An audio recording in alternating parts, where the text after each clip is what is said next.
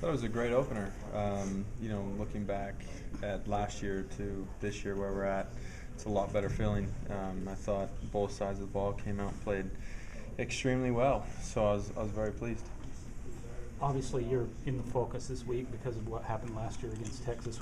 How psychologically and mentally are you preparing any differently for that? I get people saying target on your back, all that sort of thing. No, it's football, and every quarterback's got a target on his back. With that being said, so it's all the same. I'm taking it one day at a time. So as we go out to practice, I make sure I get the most out of it as I do there, and when we come game time, I'll take it one play at a time. Taysom, did it kind of surprise you what UConn rolled out in defensively?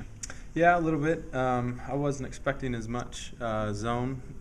They dropped 8, rushed 3 quite a bit. I wasn't expecting them to do that as much, but we adjusted well.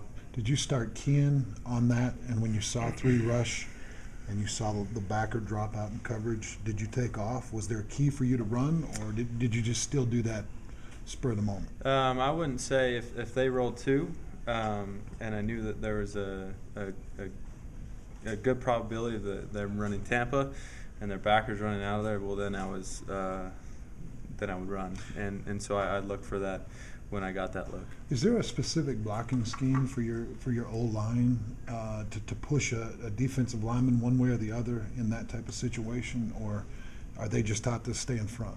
Not in a passing situation, no. What's your favorite moment from the game last year against Texas? Did anything kind of stand out?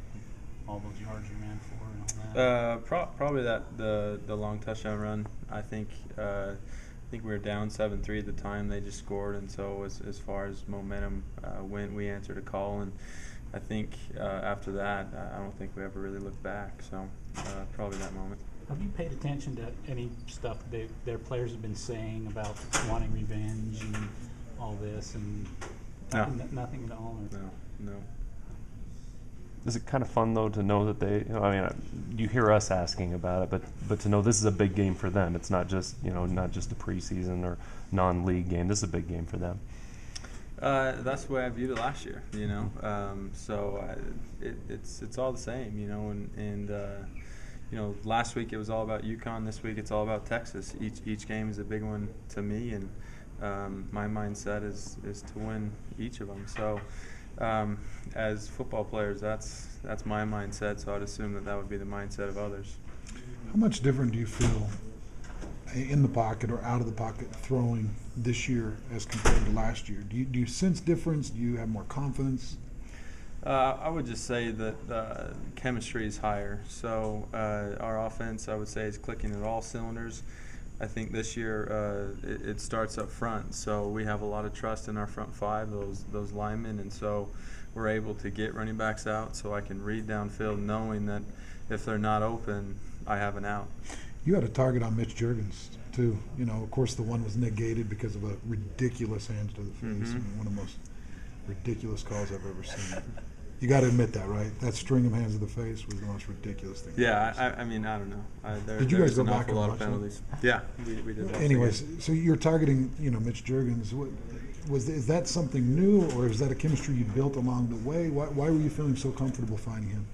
Honestly, I think a lot of the things that I do is within our offense. So a lot of our schemes, I take what the defense gives us. Now, if they go man-to-man, well, then I can find matchups and I can find one-on-ones. But they ran so much zone, and Juergens got open, and that's what they were giving us. So that's what I took. With that being said, Mitch continued to put himself in areas to be successful. So my confidence level in Mitchell Juergens is extremely high. He's got great hands. He's very reliable.